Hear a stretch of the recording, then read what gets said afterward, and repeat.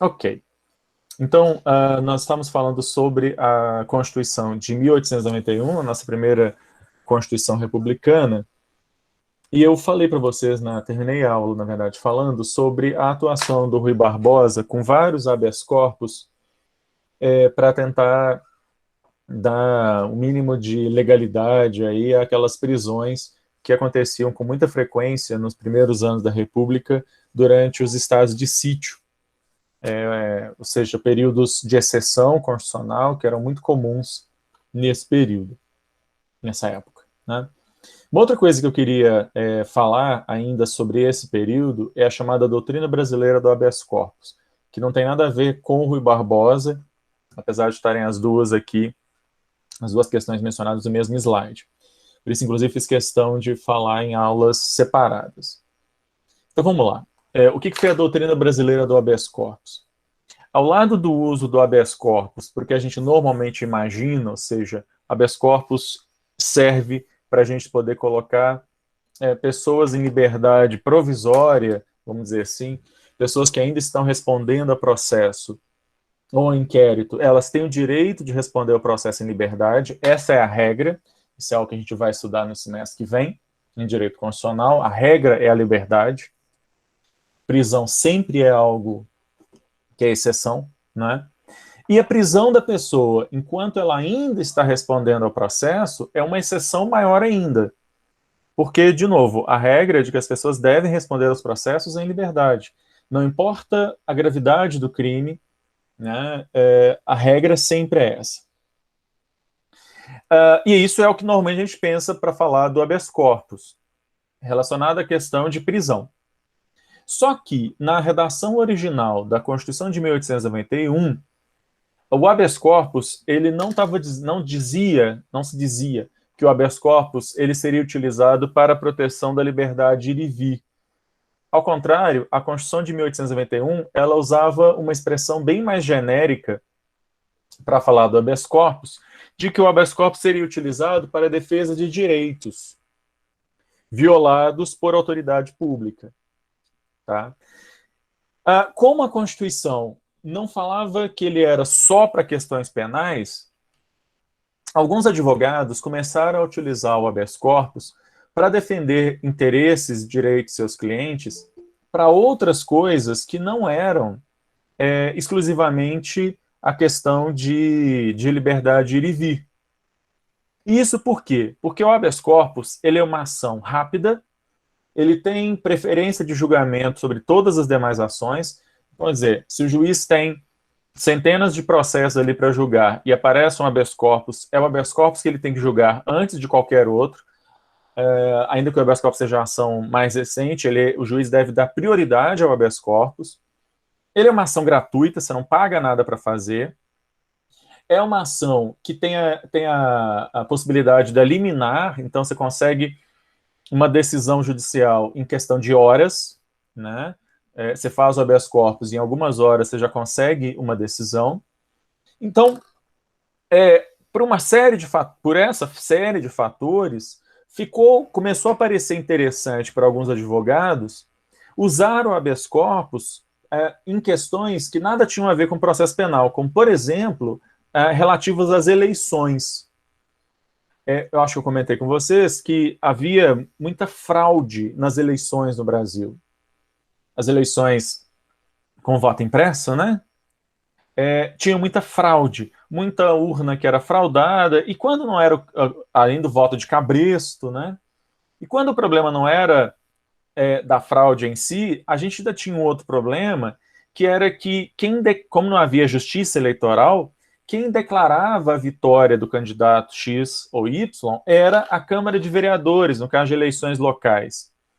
Não era incomum de acontecer de que um partido X ganhava a maior parte das cadeiras na Câmara de Vereadores e o cara que ganhou para prefeito era do partido Y, de um outro partido, e a Câmara de Vereadores, ao invés de declarar aquele cara como vencedor, declarava o candidato que era do mesmo partido da maioria das pessoas da Câmara. E isso demandava, então, que o cara que realmente venceu a eleição tinha que ajuizar uma ação na justiça comum, e essas ações demoravam pra caramba. E muitas vezes o cara ficava todo o tempo ali durante a ação, o mandato dele ia embora sem que ele conseguisse resolver o problema dele. O que os advogados então pensaram? Vão fazer habeas corpus. Porque quando fizermos habeas corpus, o juiz vai ser obrigado a pegar aquele caso e julgar antes de qualquer outro. E antes até disso, com uma liminar, eu consigo que em poucas horas o juiz me dê ali, ainda que provisoriamente, por exemplo, o juiz mande que seja nomeado fulaninho de tal como vencedor da eleição. Eu estou dando o exemplo do direito eleitoral, mas o habeas corpus, então, durante alguns anos, ele foi utilizado para qualquer coisa que violasse qualquer direito fundamental previsto na Constituição, se usava habeas corpus. Esse fenômeno é conhecido como doutrina brasileira do habeas corpus, e isso é citado por vários constitucionalistas em vários países, porque colocou o Brasil numa situação de vanguarda mundial, em que aqui no Brasil a gente tinha uma ação rápida, gratuita, eficiente para a defesa de qualquer direito fundamental. Mas como a gente está no Brasil e tudo que é bom dura pouco, né? Em 1926, houve uma reforma do texto da Constituição, e nessa reforma, eu já te respondo aqui, Ana Catarina, nessa reforma, a redação da Constituição passou a prever que o habeas corpus seria utilizado apenas para proteger a liberdade de ir e vir. Ok? Então, a partir de 1926, e é mais ou menos essa redação que o habeas corpus tem nas constituições até hoje, que vai se garantir habeas corpus quando alguém já tiver violado ou em vias de violação da sua liberdade de ir e vir. A partir daí, toda uma esfera não penal, que antes era protegida pelo habeas corpus, ficou vazia, ficou descoberta, né, desprotegida, até que a gente vai resolver isso na Constituição de 1934. Ok? Ok aí o que foi a doutrina brasileira do habeas corpus?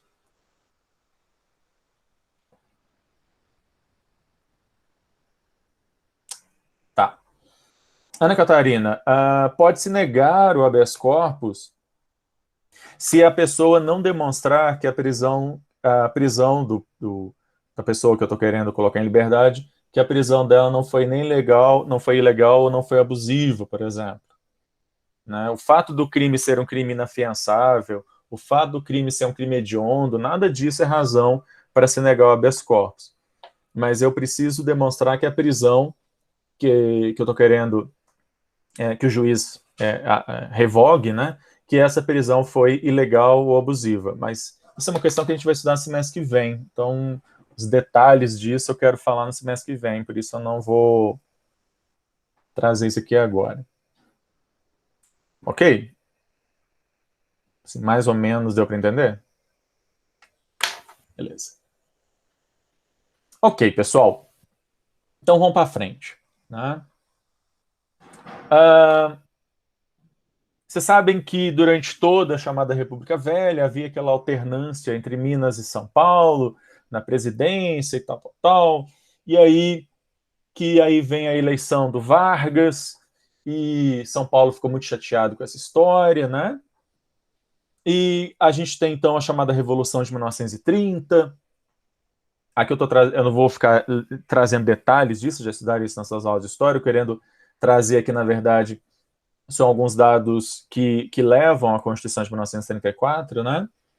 Então, ainda vigorando a Constituição de 1891, é instalado um governo provisório depois da Revolução de 1930, e esse governo provisório ele aprova aí alguns decretos, e esses decretos eu estou mencionando justamente para mostrar um pouco da nossa história institucional, de violações sistemáticas que nós temos na nossa história, né, violações sistemáticas da Constituição que nós temos na nossa história. Então, por exemplo, esse decreto, 19.398, ele declara a legitimidade da própria Constituição, o que é um negócio muito engraçado, porque são os caras que estão comandando a revolução, fazendo um decreto dizendo que a revolução é ok, assim, tipo, eu, all by myself, né, eu dizendo que eu sou um cara muito legal, assim, qual que é a validade e legitimidade disso, né? Mas é exatamente isso que esse decreto está fazendo.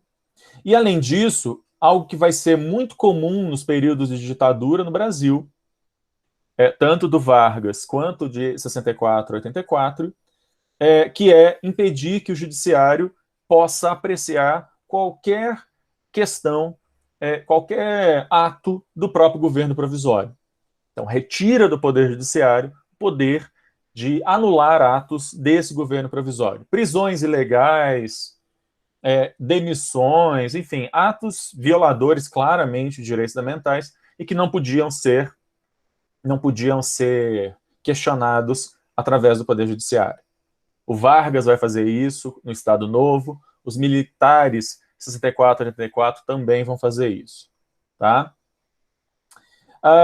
Aqui um outro decreto, né, em que o número de ministros do STF, que, como eu falei para vocês na aula passada, originalmente era de 15, na Constituição de 1891, ele é diminuído para 11, e pela primeira vez o STF é dividido em duas turmas, como é até hoje.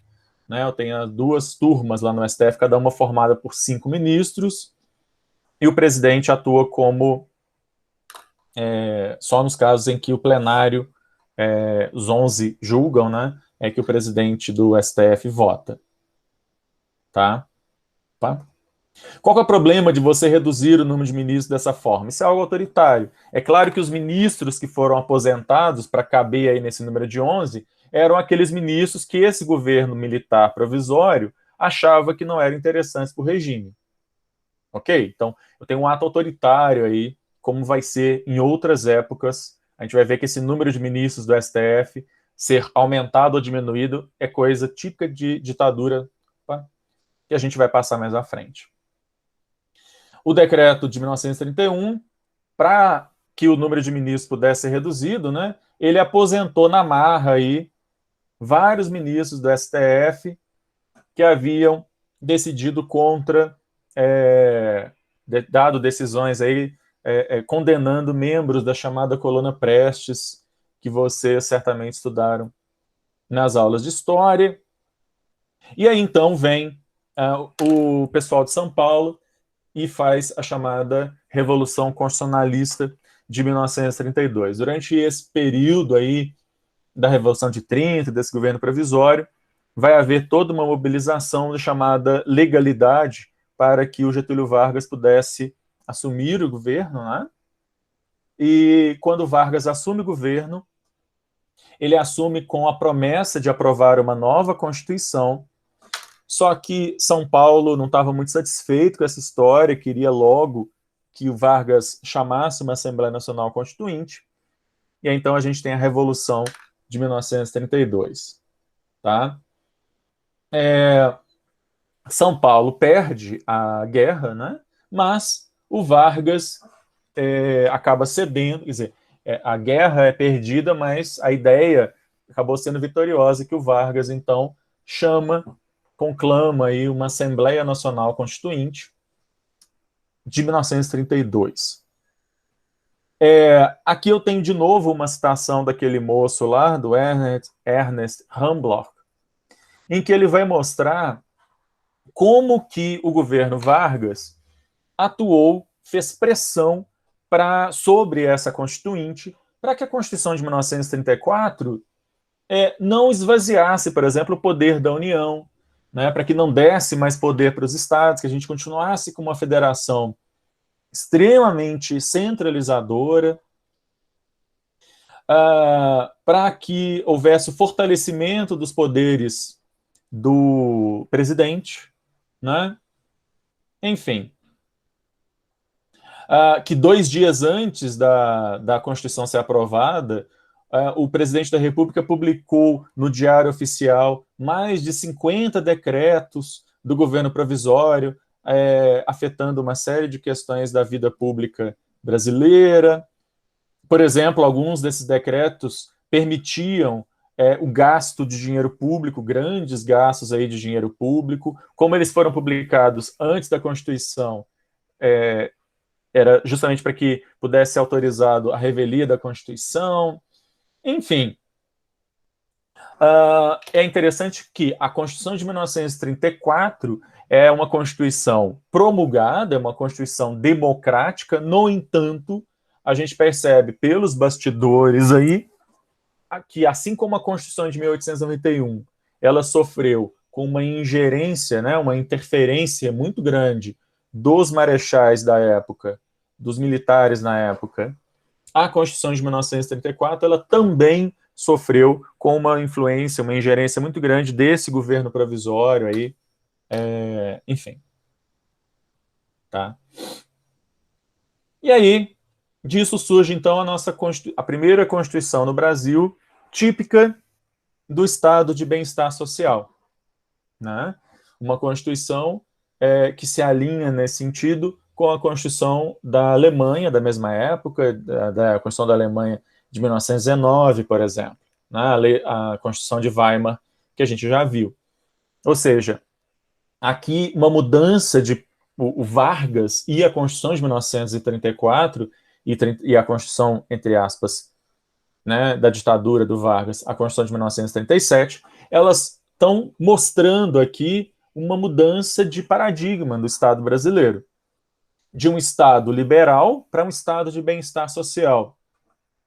Agora, o Estado vai ter todo um planejamento de um programa público de educação, e o Vargas tem um mérito muito grande nesse sentido, de criação de um sistema público de educação brasileiro, de um sistema de previdência social nacional, de uma série de empresas estatais, enfim, da própria legislação trabalhista, né? Basta a gente lembrar que a CLT, a Consolidação das Leis do Trabalho, é da era Vargas, que a criação da própria Justiça do Trabalho também é da era Vargas, da criação da Justiça Eleitoral também é desse período, enfim. Então, uma mudança grande aí pela qual o Estado brasileiro está passando. Apesar de ser uma Constituição democrática, a gente vai ter uma federação ainda mais centralizada na União. Se a Constituição de 1891 ainda deu alguma margem para os estados terem um pouquinho mais de autonomia, já não era muita, mas a Constituição de 1934 ela centraliza ainda mais na figura da União. Essa questão aqui eu vou falar mais para frente, quando eu falar de controle de constitucionalidade, então isso aqui eu vou deixar mais para frente. Uma coisa muito boa dessa Constituição de 1934 foi a criação do chamado mandado de segurança. Eu falei agora há pouco que, durante um bom tempo, o habeas corpus ele foi utilizado, inclusive, em questões que não tinham nada a ver com direito penal. E com a reforma de 1926, toda essa esfera não penal ficou descoberta, ficou desprotegida. Isso foi resolvido justamente com a criação desta ação, mandado de segurança. O mandado de segurança é uma ação inspirada em alguns modelos que já existiam em alguns países da América Latina. Não é uma invenção nossa, mas a forma como o mandado de segurança foi previsto no Brasil é bem mais ampla do que a versão que existe em alguns outros países da América Latina. Lá você vai ver, por exemplo, no México, o chamado recurso de amparo, que é similar ao nosso mandado, foi de onde a gente se inspirou para criar o mandado de segurança. O que vai ser o mandado de segurança, que também é uma ação que a gente vai estudar em Direito Constitucional 1. Mas só para vocês entenderem. A mesma importância que o habeas corpus tem na esfera penal, o mandado de segurança tem na esfera não penal.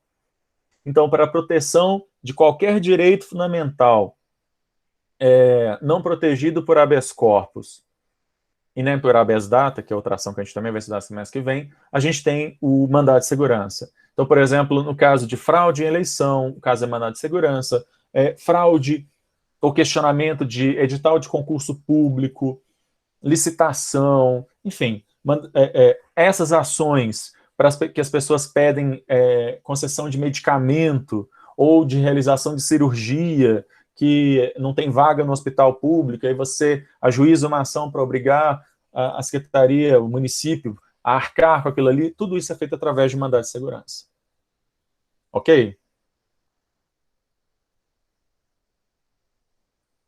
Beleza, gente? Tá. Maria Cecília, só agora que eu vi sua pergunta, sim, o caso do vapor Júpiter eu comentei semana passada, quando eu falei lá das atuações do Rui Barbosa, tá? Ok. Então, o mandato de segurança é uma ação extremamente importante, vocês vão estudar, ainda vão ouvir falar muito dela.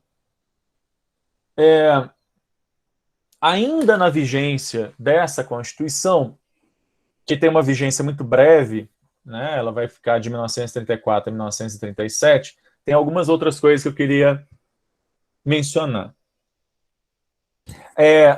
Foi aprovada nessa época uma lei, e nós vamos ter várias leis desse tipo durante a República, leis de segurança, leis que definem como crimes determinados atos contra a segurança nacional, né? Que é um conceito bastante elástico, acaba cabendo um monte de coisas em que pessoas são punidas por questões meramente de crítica política. Hoje em dia a gente está revendo isso, né?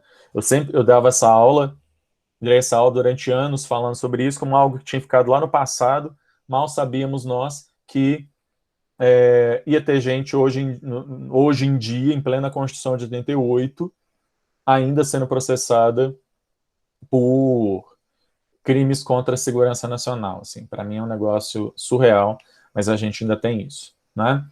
E lá nessa época começou isso também, tinha isso também. E aí a gente tem dois casos que são bastante emblemáticos desse período que eu queria mencionar. Sobral Pinto foi um advogado extremamente famoso no Brasil no começo, nas primeiras décadas do século XX. Da mesma forma que o Rui Barbosa é uma das grandes referências do final do século XIX, início do século XX, o Sobral Pinto é o cara que vem na sequência, assim. E em determinado momento, o Sobral Pinto estava defendendo os direitos de um cliente e pela legislação da época, a situação desse cliente dele estava tão complicada, ele estava tão sem proteção pela legislação da época, que o Sobral Pinto fez algo bastante curioso. O Congresso Nacional, naquele período, havia aprovado uma lei nova de proteção dos direitos dos animais. E o Sobral Pinto, então, disse o seguinte: ele pediu lá, fez uma petição lá para o juiz da época, para que fosse aplicado ao cliente dele a mesma proteção que a lei dava, que aquela lei dava de proteção aos animais, já que isso colocaria o cliente dele numa situação mais confortável, melhor do que a legislação para humanos que estava mesmo naquele período. Esse caso ficou famoso justamente por denunciar o autoritarismo, né, as leis extremamente autoritárias, que mesmo aqui, na vigência dessa Constituição democrática, estava acontecendo. Travou aí? Tá me ouvindo, gente? Ok? Tá. Tudo bem. O outro caso, que é esse habeas corpus, ele se refere a um episódio que vocês devem conhecer, imagino, do caso da Olga Benário. Vocês conhecem esse caso? Ouviram o filme?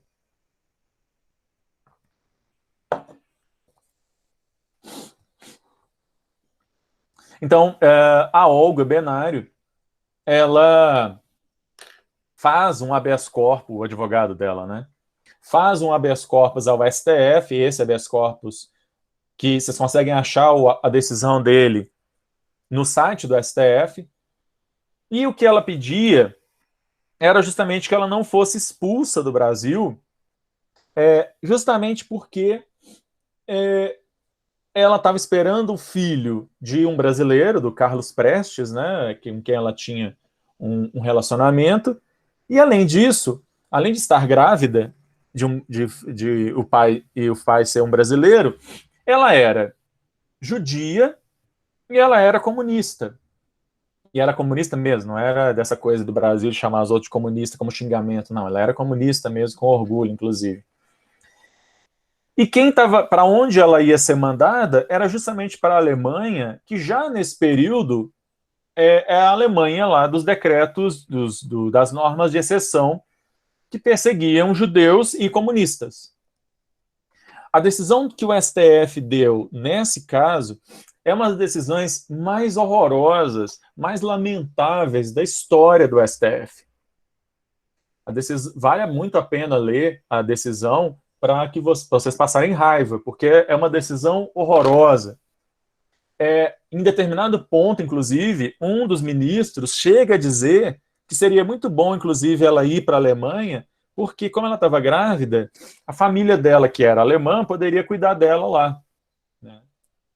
Enfim, é uma decisão bizarra.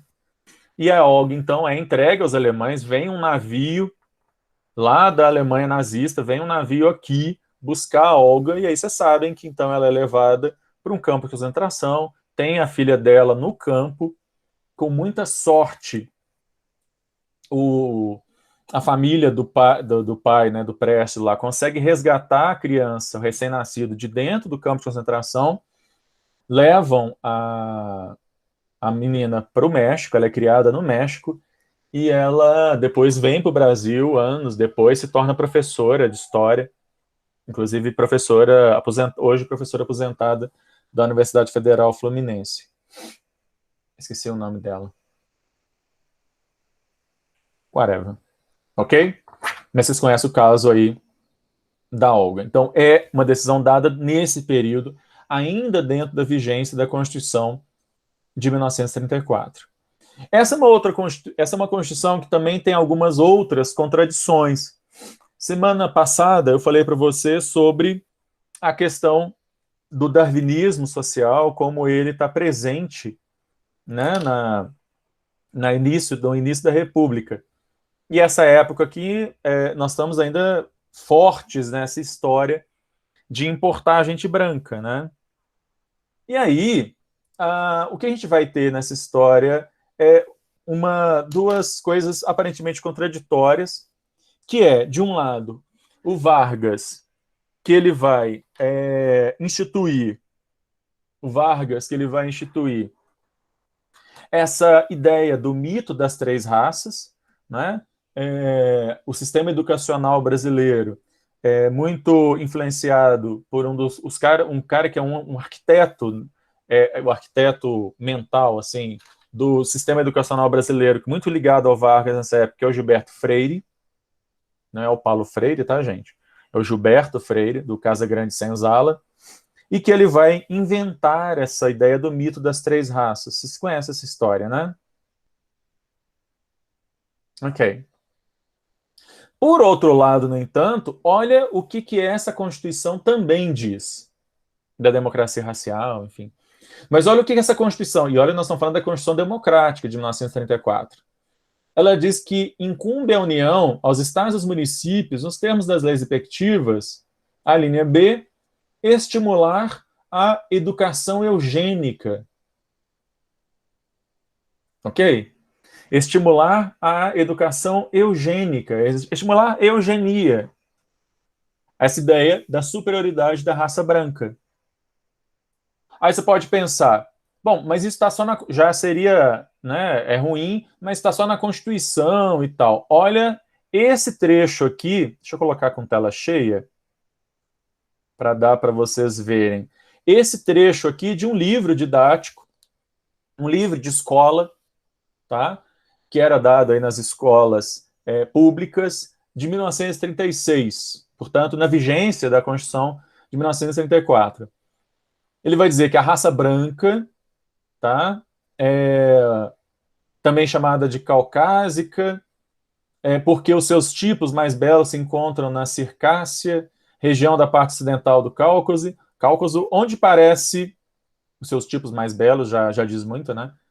É a mais inteligente, ativa, perseverante, empreendedora e civilizada de todas. A raça amarela habita a Ásia setentrional, central e oriental. Um terço da população do globo. A raça amarela é também chamada de mongólica, porque é na Mongólia que se encontra o seu tipo principal.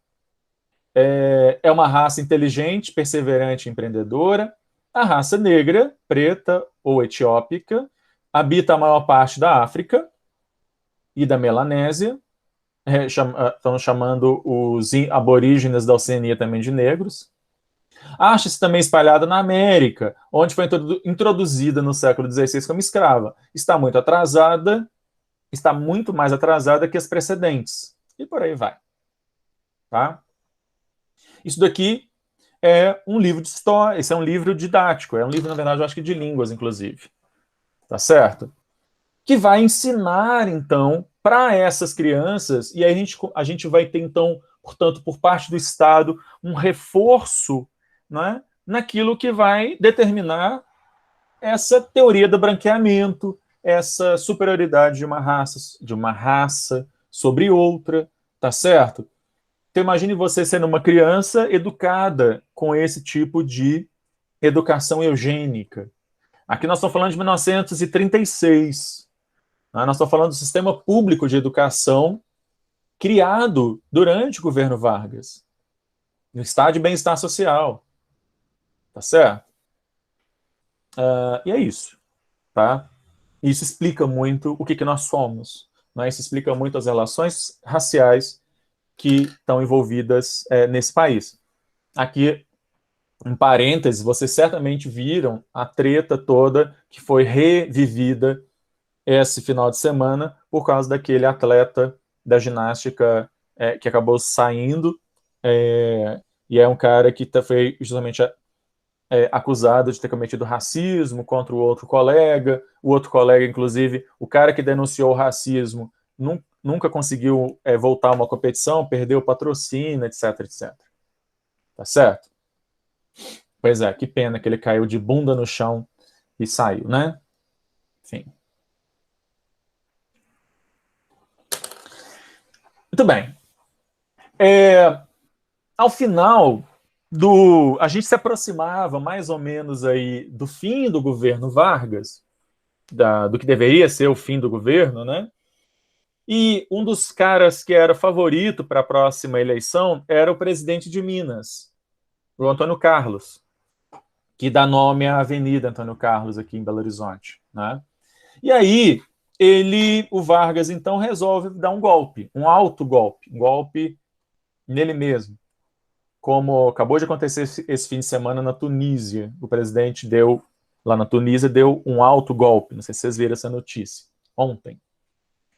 O Vargas, então, faz isso e institui o chamado Estado Novo, né? Que nem o nome nem é original, porque o golpe conservador da ditadura de Portugal, do Salazar, também se chamava, ele também instituiu um negócio que chamava Estado Novo, né? E aí, o Vargas, então, aprova uma constituição, outorga, né, uma constituição.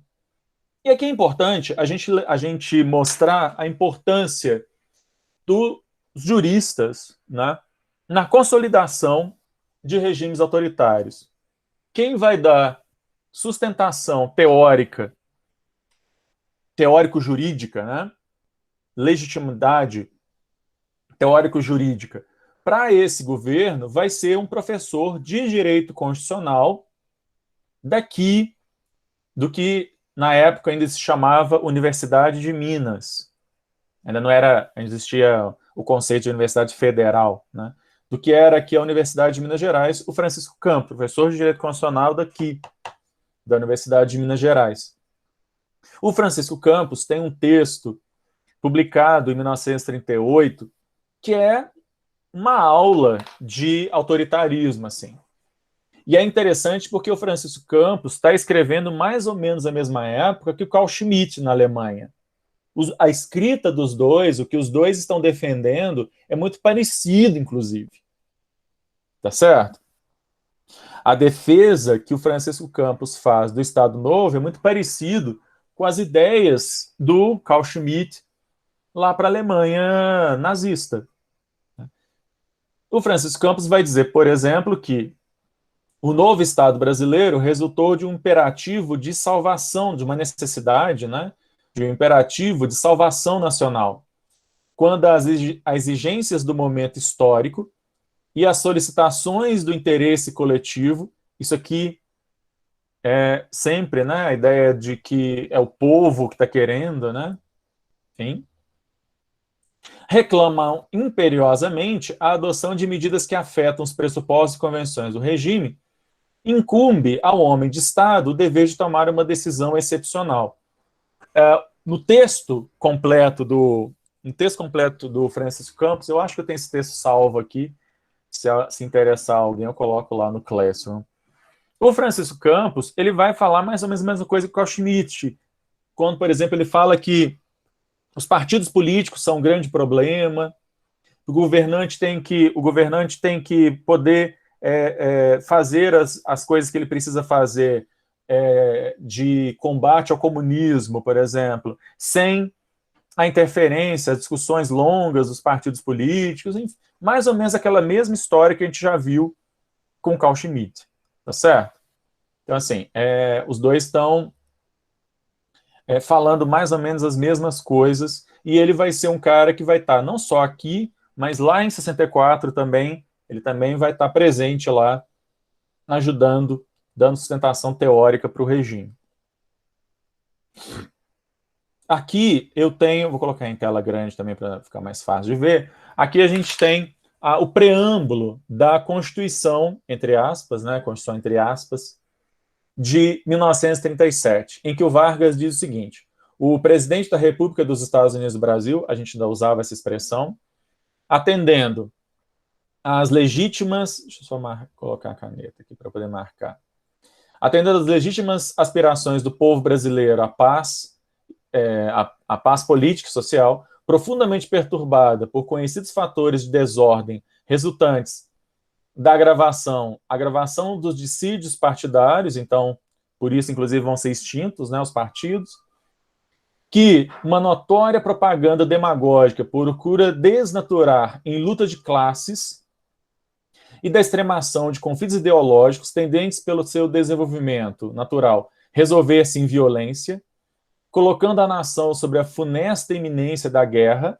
civil, atendendo ao estado de apreensão criado no país pela infiltração comunista, que se torna dia a dia mais extensa e mais profunda, exigindo remédios, né, soluções de caráter radical e permanente, atendendo a que, sob as instituições da Constituição de 1934, o Estado não dispunha de meios normais de preservação e de defesa da paz, da segurança e do bem-estar do povo, sem o apoio das Forças Armadas e cedendo às inspirações da opinião nacional, né, tanto a opinião nacional quanto as Forças Armadas, apreensivas diante dos perigos que ameaçam a nossa unidade e da rapidez com que vem se processando a decomposição das nossas instituições civis e políticas, resolve assegurar à nação a sua unidade, respeito à sua honra, independência, ao povo brasileiro, as condições necessárias à sua segurança, bem-estar e prosperidade, decretando a presente Constituição, que se cumprirá a partir de hoje. Tá certo? Então, a gente vai ter, claro, né, como toda boa ditadura, ela vai dizer que ela está sendo decretada para salvar a gente da iminência de um perigo, a mesma coisa da Alemanha nazista, a mesma coisa que vai ter também em 64, como a gente for ver aqui um trecho do AI-5, do AI-1, na verdade, não é nem do AI-5, do AI-1, né? Enfim, como toda boa ditadura, ela vai dizer que aquilo que ela está fazendo em nome do povo, para o povo, para preservar a democracia, ou seja, eu estou preservando a democracia e instituindo uma ditadura. Ok? Isso faz sentido? Não, isso não faz o menor sentido, mas é isso que está sendo falado aqui. Ok?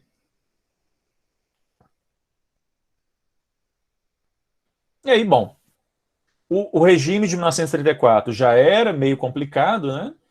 A gente vai cair, então, em um regime muito pior. Aqui nós estamos falando de ditadura mesmo. Normalmente, quando a gente fala de ditadura no Brasil, a gente pensa só na ditadura de 64, mas aqui nós estamos falando de uma ditadura muito braba também. Aqui eu peguei 3 artigos dessa Constituição para a gente poder ter uma base do que, como é que era o negócio aqui. O artigo 2º dizia que a bandeira, o hino, o escudo e as armas nacionais são de uso obrigatório. Não haverá outras bandeiras, hinos, escudos ou armas. Os estados foram proibidos de terem bandeiras próprias. Nessa época, o governo federal ainda ficava no Rio de Janeiro, né? E a sede era o Palácio do Catete, no Rio. Não sei se vocês estudaram isso nas suas aulas de história, mas o Vargas mandou fazer uma fogueira com as bandeiras de todos os estados brasileiros, para dizer que a única bandeira que haveria seria a bandeira nacional. Então, os hinos, bandeiras, etc., representações dos estados foram todos proibidos. Para quê? Porque a gente tinha que falar de unidade, né? Aliás, por falar em unidade, uma coisa que o Vargas fez foi de maneira totalmente autoritária, mas cá entre nós é uma medida que me parece até que, de certa forma, historicamente foi importante, é tipo isso, né? Não sei se vocês sabem, mas em várias escolas do sul do Brasil nessa época, que estavam cheias de descendentes de italianos e alemães de primeira geração, né? Os primeiros nascidos no Brasil, inclusive, ou até os filhos que vieram com os pais e tal, nessas escolas não se falava português, não se ensinava em português, ou se ensinava em alemão ou em italiano.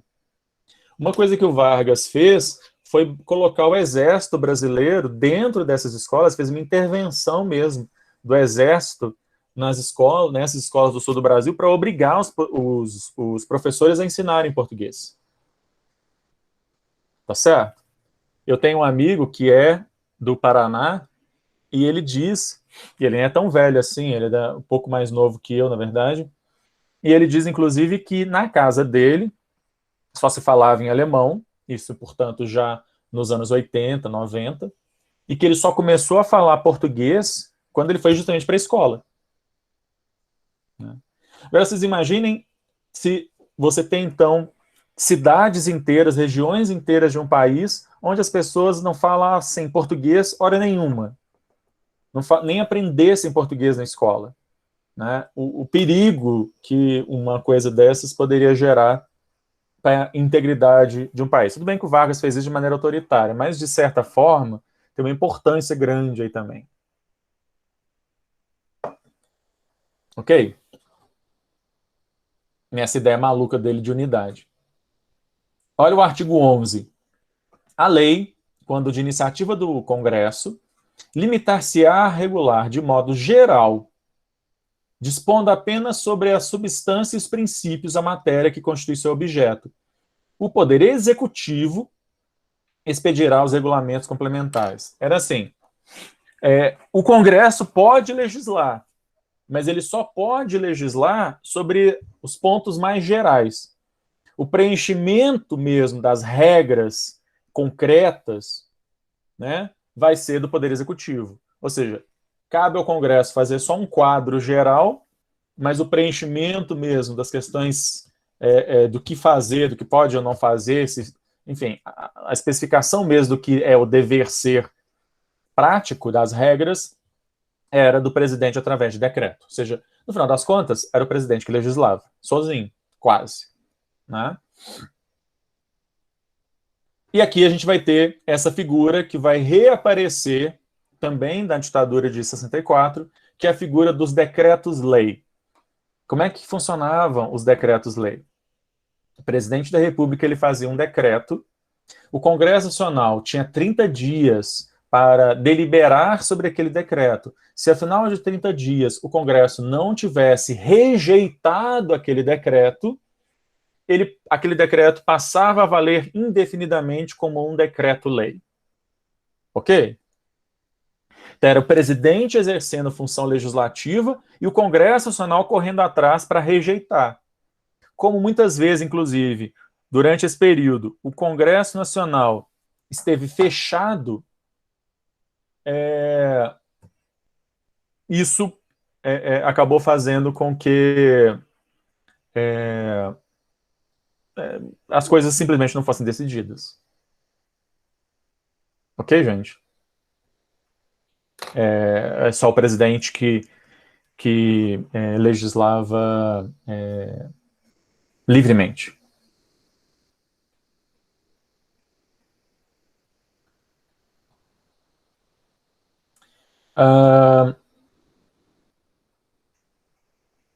Muito bem. Durante esse período, a gente tem, antes de falar da Constituição de 1946, durante esse período, a gente vai ter, como eu disse, a criação pelo Vargas da Justiça do Trabalho, não só de toda a legislação, não só a consolidação de toda a legislação trabalhista, mas a própria criação da Justiça do Trabalho, e esse é um dado importante, porque a Justiça do Trabalho, ela funciona sob uma lógica diferente da Justiça comum, não é? Enquanto a Justiça comum, ela, principalmente durante esse período, ela vai pensar sempre na ideia de igualdade, igualdade como isonomia, né? No caso da Justiça do Trabalho, ela vai pensar a igualdade não como isonomia, mas como equidade, ou seja, ao invés de pensar que as pessoas são iguais perante a lei de maneira abstrata, a Justiça do Trabalho ela já considera que o trabalhador é a parte chamada de hipossuficiente, a parte mais fraca da relação de trabalho, e, portanto, ela vai criar alguns benefícios para o trabalhador nessa relação. Toda a legislação trabalhista também acaba, de certa maneira, fazendo a mesma coisa. Ok? Uma outra coisa que é importante mencionar é que no meio daquela confusão lá da Revolução de 30, etc., em 1932 foi aprovado o Código Eleitoral. 1932. E durante o governo Vargas, a gente tem a criação da Justiça Eleitoral. O Código Eleitoral de 1932 ele é importante porque, desde a República, que tinha acabado com o voto por renda. No entanto, apesar da lei expressamente não dizer, havia um pressuposto de que somente homens votavam e podiam ser votados. Tá certo? Aqui a gente tem uma questão interessante. Não é que as mulheres eram proibidas de votar. Não havia proibição das mulheres de votarem. Mas a gente tinha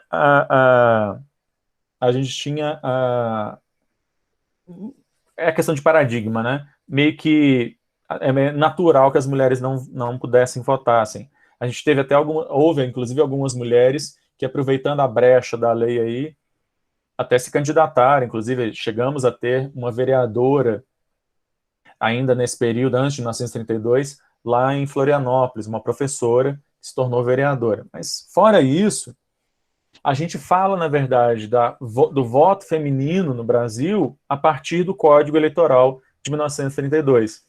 Aqui sim ficou claro que as mulheres têm sim, óbvio, né, direito de voto, de votar e também de serem votadas.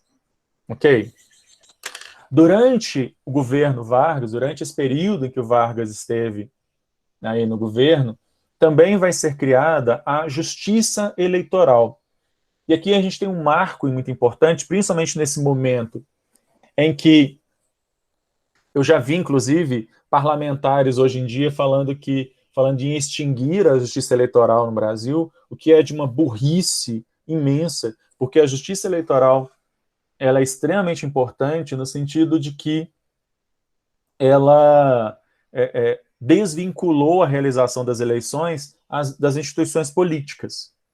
Eu tenho um órgão do Poder Judiciário que é responsável por toda a questão das eleições, inclusive de emissão de títulos de eleitor, de credenciamento de partidos, da realização e da apuração das eleições. né? A justiça eleitoral, criação da justiça eleitoral no Brasil, ela foi um marco, ela é um marco muito importante no sentido de tornar as eleições do Brasil mais corretas, tá certo? Não é que nunca mais houve fraude, mas que as eleições se tornam, nós tivemos aí um upgrade imenso, né, na qualidade das eleições, na lisura das eleições no Brasil, tá? E por fim, eu falei então da Justiça do Trabalho, da Justiça Eleitoral, e por fim, é importante a gente mencionar, não é que o Vargas criou a Justiça Militar, a Justiça Militar já existia desde o início da República, mas até o momento aqui do Estado Novo, a Justiça Militar, ela cuidava basicamente de julgar militares por infrações administrativo-militares, ou seja, sei lá, o cara estava de plantão para fazer lá no quartel e dormiu durante o tempo que ele tinha que estar fazendo a vigia. Então ele era julgado ali pela Justiça Militar.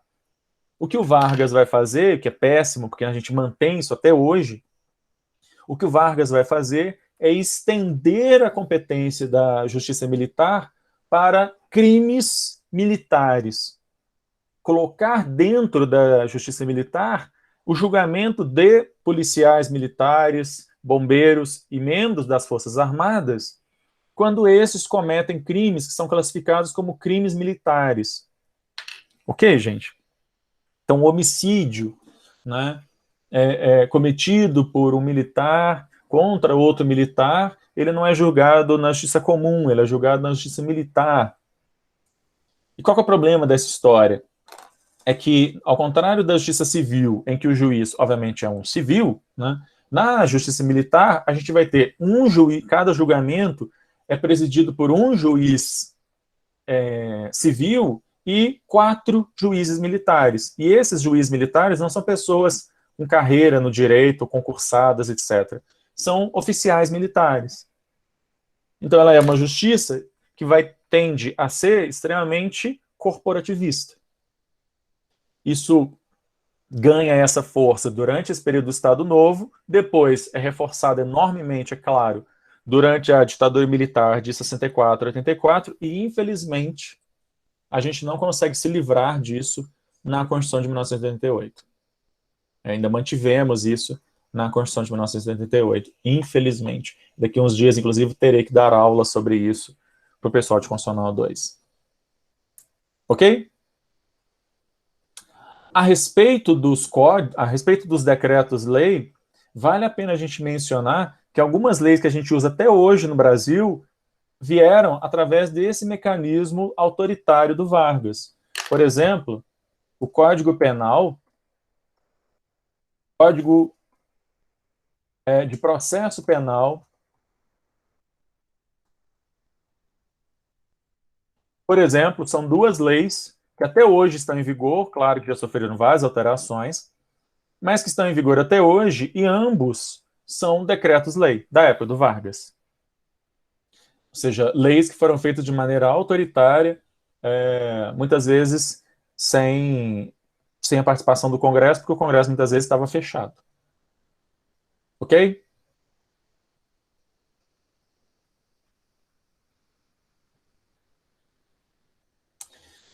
Falar sobre essa era Vargas, o constitucionalismo na era Vargas, sempre é algo curioso, porque a gente tem sempre sentimentos mistos, né? De um lado, você tem coisas muito legais, como a justiça eleitoral, a própria legislação trabalhista e a justiça do trabalho, mas de outro lado, a gente tem toda essa coisa, esse entulho autoritário, enfim. A inspiração, inclusive, da nossa legislação trabalhista é da Itália, da legislação italiana da época, que era governada pelo Mussolini, né? Então, ou seja, muito da nossa legislação trabalhista na origem tem uma inspiração na legislação fascista italiana. Então, a gente tem essas contradições aí desse período do Vargas. Bom, terminada aí a Segunda Guerra Mundial, enfim, vem para nós uma nova Constituição democrática, que é a Constituição de 1946.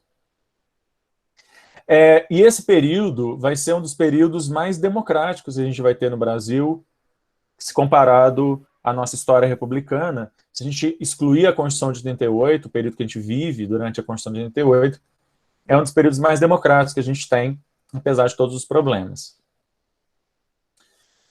Uma coisa que a Constituição de 46 mantém e que vai ser uma fonte de problema que vai resultar, por exemplo, no golpe militar de 64, é que durante a vigência da Constituição de 46 havia eleições separadas para presidente e vice-presidente.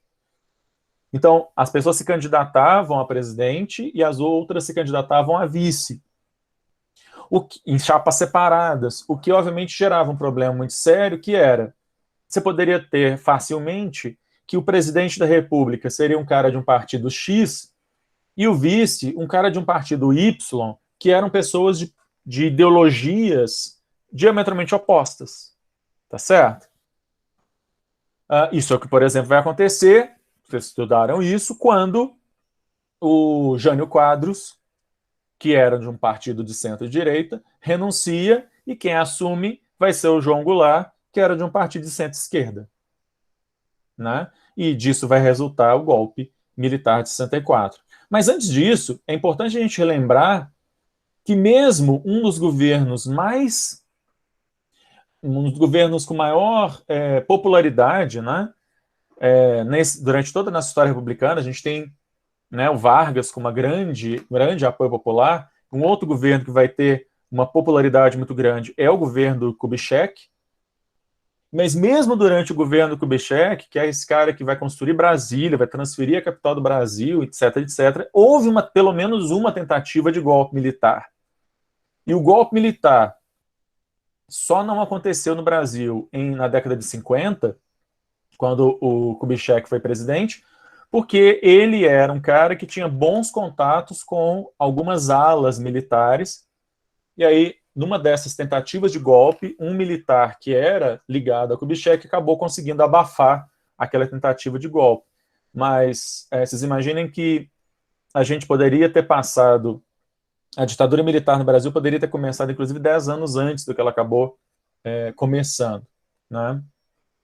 Bom, aí essa história aqui vocês conhecem, e eu queria saber se vocês já tinham ouvido falar na Emenda Constitucional Parlamentarista, Emenda Constitucional 4 de 1961.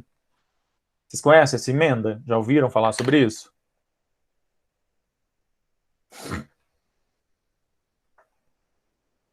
Bom, quando o João Goulart assume o governo, o Congresso Nacional, cuja maioria era de pessoas de oposição ao João Goulart, eles aprovaram uma emenda à Constituição criando um sistema parlamentarista no Brasil. O que é algo bastante curioso. Toda vez no Brasil que é eleito um presidente que destoa aí da vontade das elites políticas no Brasil, se fala em parlamentarismo. Né? Quando o Lula foi eleito primeiro governo, se falou disso. Agora, de novo, né, tem essa conversa lá na Câmara de se adotar o chamado sistema semipresidencialista. Né? E aqui também aconteceu isso.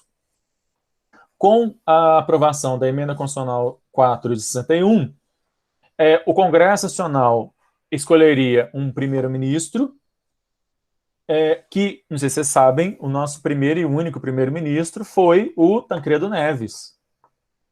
Tancredo Neves foi eleito primeiro-ministro, chegou a assumir como primeiro-ministro, o que tirava do João Goulart a maior parte dos seus poderes, porque quem governava, na prática, seria, ou pelo menos para a maior parte das coisas, o primeiro-ministro.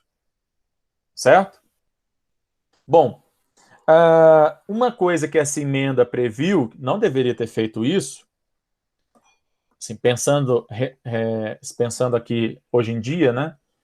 Ela previu que, uma vez aprovada a emenda, seria feito um referendo popular para que as pessoas dissessem se concordavam com a mudança de presidencialismo para parlamentarismo. Beleza. O Tancredo Neves chegou a assumir e tal, Aí houve o referendo e a maior parte das pessoas, no voto popular, votou contra a emenda. Ou seja, a emenda perdeu efeito e o João Goulart voltou a ter seus poderes normais. Tá? E aí a coisa, obviamente, vai dar muito errado, né? O João Goulart, então, aprova um conjunto de medidas que é conhecida como reformas de base. Vocês estudam isso nas suas aulas de história. Ele aprova coisas como a criação do 13º salário, né? Tem inclusive uma manchete do jornal o Globo da época dizendo que a criação do 13º salário iria quebrar o país, seria o fim da economia, Armagedon, Jesus Cristo descendo na Terra, enfim. Tem um editorial cabuloso do jornal o Globo dizendo dos males que seria a criação do 13º salário. E vocês sabem que toda essa aproximação do João Goulart com países alinhados a países comunistas, né, vamos dizer assim, vai fazer surgir um movimento conservador formado por membros da Igreja Católica, militares, grande empresariado nacional, e aí o pessoal começa a ir para a rua, né? Com cartazes como, por exemplo, esse daqui, o Brasil não será uma nova Cuba, o que é muito divertido porque 40 anos depois a gente vê exatamente os mesmos cartazes, os mesmos dizeres, né? Bom, nada de novo. Exatamente. Se a gente colorir essa foto, se a gente colocar essa foto colorida, ela poderia ter sido tirada essa semana, né? Enfim. E aí, então, a gente vai ter... Na verdade, foi no dia 1º de abril, mas eles não gostam de dizer que foi no dia 1º de abril. Então, oficialmente, dia 30 de março, a gente vai ter um golpe civil-militar. E aqui é importante a gente chamar a atenção de que esse é um golpe que ele não é só militar.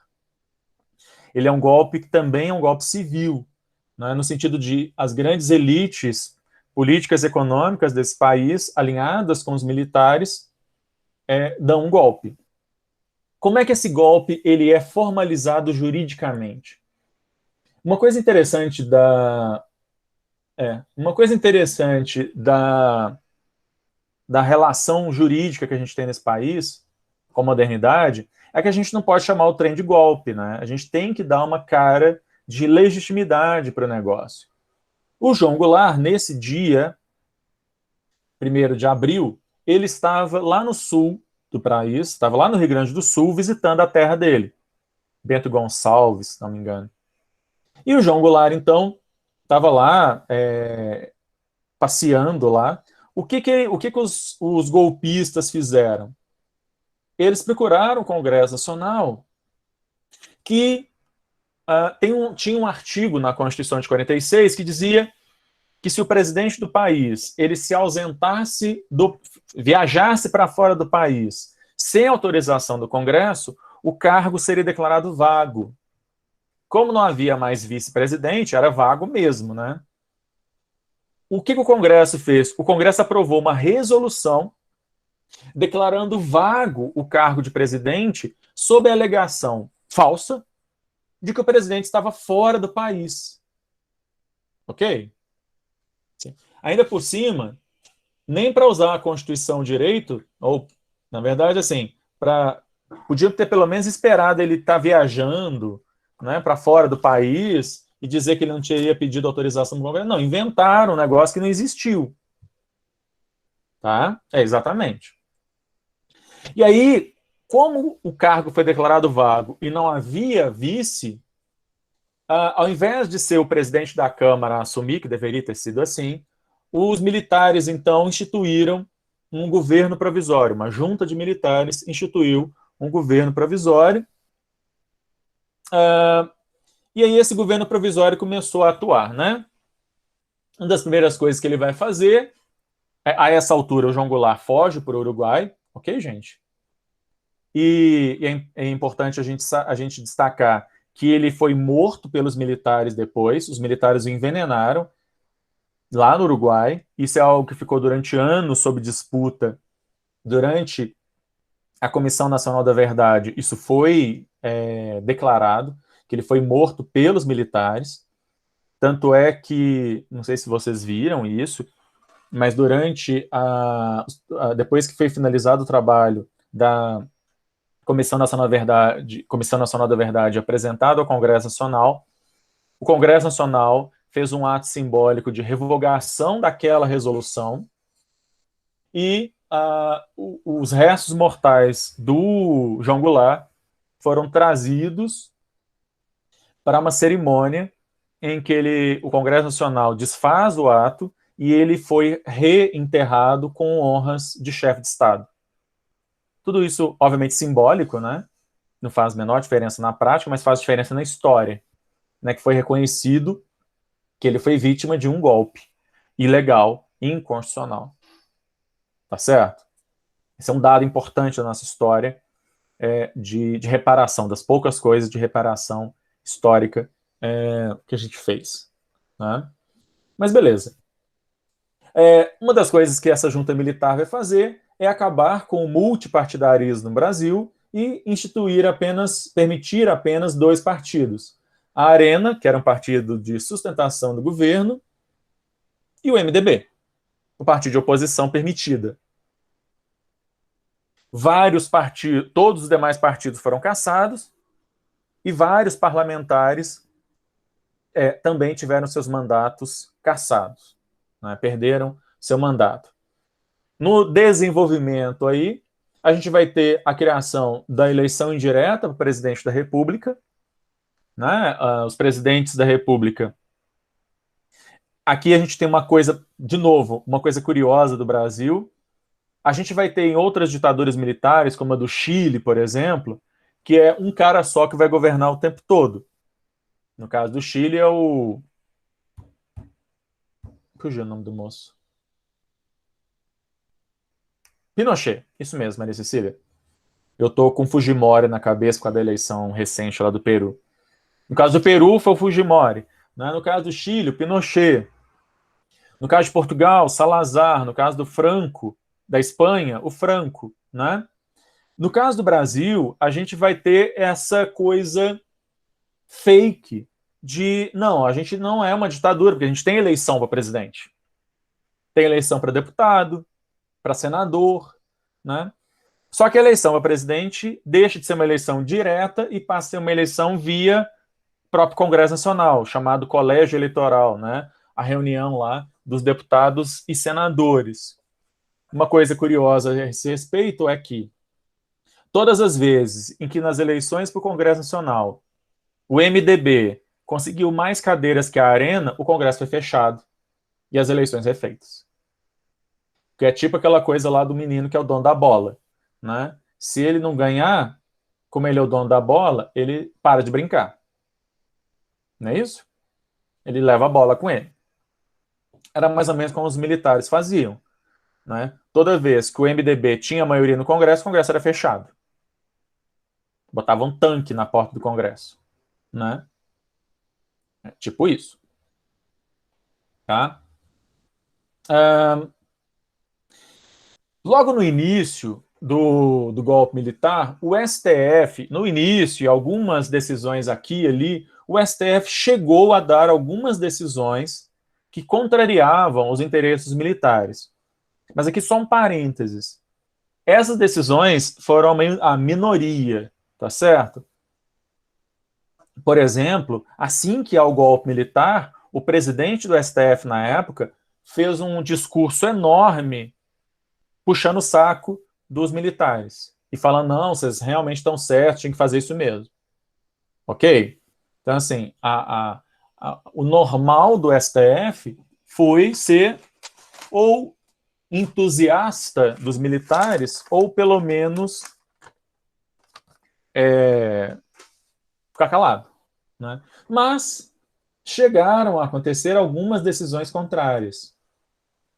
A gente vai ter em 64 um habeas corpus que foi dado em favor de um professor perseguido pelos militares, um outro que foi dado em favor do governador de Goiás, também em 64, um habeas corpus dado um estudante, o Francisco Julião, em 65, né? Em 68, a gente tinha tido vários alunos, vários estudantes da da União Nacional de Estudantes, que tinham sido presos, e o STF deu um habeas corpus mandando soltar, e essa decisão de 1968 foi o estopim para a aprovação do chamado Ato Institucional número 5, que as viúvas da ditadura vivem querendo ressuscitar, né? Agora, vamos lá. O que eram os atos institucionais? Alguém sabe o que eram?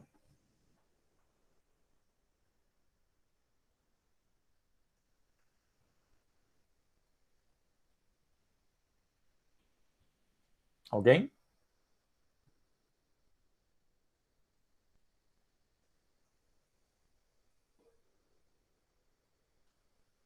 Não? Bom, vou supor que ninguém saiba, já que ninguém... Ok. Vamos lá. Eles eram um pouco mais do que só decretos. Vamos lá. Os atos institucionais foram um tipo de norma inventada pelos militares nesse período, que eles eram mais do que só decretos, porque os decretos estão no mesmo nível das leis. Tanto que vai ressurgir o decreto-lei nessa época. Os decretos-lei, que o Vargas já tinha criado e foram reinventados aqui, estavam no mesmo nível das leis. Agora, os atos institucionais, eles estavam no mesmo nível da Constituição. Ok? Então, eles eram muito piores do que meros decretos. Eles estavam colocados aí como estando na mesma hierarquia, no mesmo nível hierárquico da Constituição. Logo, se a Constituição é de 1946, qualquer ato institucional aprovado a partir de 64, se eu tenho duas leis, duas normas que estão no mesmo nível hierárquico, prevalece qual?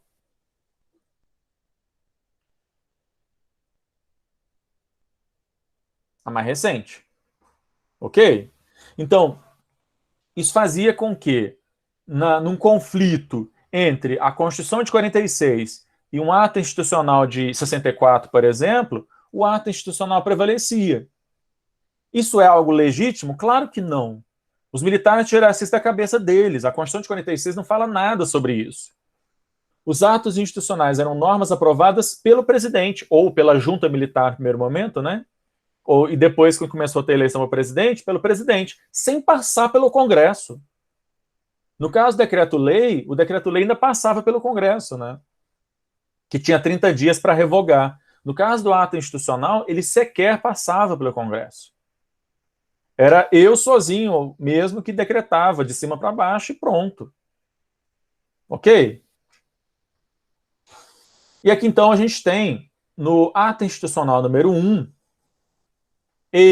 eu peguei um trecho dele que mostra bem o espírito, né, de porco que vai estar na ideia aí dos militares desse período. Então ele vai dizer assim, vejam a similaridade disso com uma coisa que a gente já viu lá atrás. Assim, a Revolução Vitoriosa, como poder constituinte, se legitima por si mesma. Ou seja, da mesma forma que o poder constituinte ele se legitima por si mesmo, eles estão dizendo a revolução, golpe, também, né? Essa revolução destitui o governo anterior e tem capacidade de criar novo governo. Nela se contém a força normativa igual à força normativa do poder constituinte. Ou seja, os militares estão dizendo que nós, que estamos aqui agora no poder, nós temos o mesmo poder que o poder de fazer a Constituição. Ou seja, a Constituição de 46 ela ainda vai ficar vigorando durante um tempo, até 1967, ela ainda vai continuar vigorando, mas os militares têm na mão aí os atos institucionais, que, como poder constituinte, podem criar coisa totalmente nova e ir revogando parcialmente a Constituição de 46 naquilo que interessar para eles militares. Tá? Ela, a Revolução, né, entre aspas, edita normas jurídicas sem que esteja limitada pelas leis anteriores. Ela não tem limite. Nem a Constituição de 46 limita. Ela pode fazer as normas que ela quiser. Né? Os chefes da Revolução, graças à ação das Forças Armadas e ao apoio inequívoco da nação, sempre tem que ter, né? Representam o povo e, em seu nome, exercem o poder constituinte, de quem o povo é o único titular. Ok, gente? Então a gente tem aqui uma soma de maldades muito interessantes que o direito consegue fazer. Né? Eu estou numa ditadura, o governo é um governo autoritário, ilegítimo, mas ele se vale da estrutura do direito, da linguagem do direito, para poder fazer sacanagem. Ok? Os caras não estão dizendo simplesmente somos uma ditadura, pronto e acabou. Tá? Eles não estão dizendo simplesmente eu mando e você obedece. Na prática é isso. Mas na formalidade do negócio, tem que dar uma cara de legitimidade. E a cara de legitimidade é dizer que esses atos superiores, chamados de atos institucionais, têm a mesma função que o poder constituinte. Ok?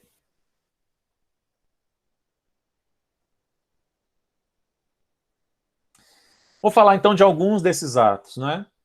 O ato institucional número 1, que eu estava lendo o preâmbulo dele, mas o ato institucional número 1 permitia à junta militar a suspensão de garantias constitucionais dos juízes, possibilitando assim, por exemplo, que juízes pudessem ser aposentados compulsoriamente. Então, uma das coisas que o ato institucional número 1 faz é botar o dedo na cara aí do juiz, dizendo, olha, ou vocês ficam nas suas, né? Ou vocês ficam aí continuando a fazer o trabalho de vocês sem incomodar a gente, ou vocês podem ser aposentados e perder tudo. Né? Isso em 64. O AI-2, em 65, lembram que o governo provisório, né, da Revolução de 30 tinha aumentado o número de ministros, tinha diminuído o número de ministros de 15 para 11. O AI-2 aumentou de 11 para 16, os membros do STF. Para que aumentar de 11 para 16?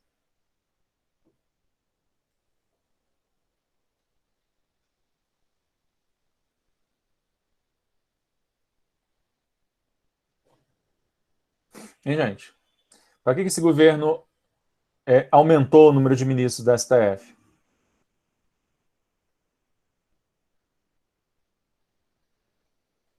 Claro, tá certo? Claro. Para colocar, sim, mais 5 ministros ali, 5 ministros a mais, que eram pessoas alinhadas com o que eles estavam querendo.